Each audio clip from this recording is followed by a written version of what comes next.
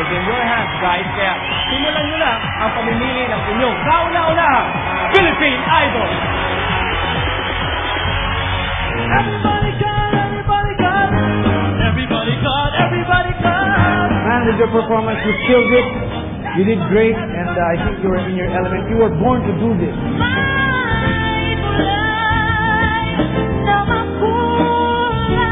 I enjoyed all the songs that she sang from the beginning.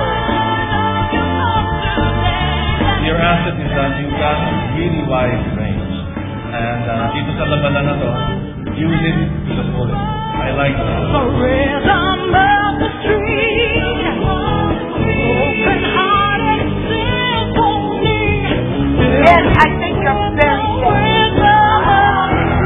What you want to, I think this is the best performance I've seen you do. Now I've seen Steph as I've seen her before.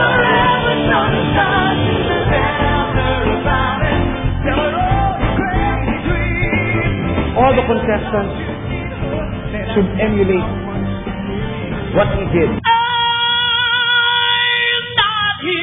You are my superwoman tonight. Thank you so much.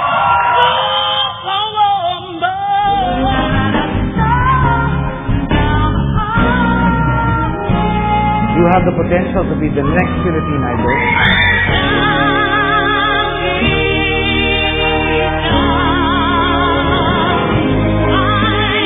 I love you, Pao.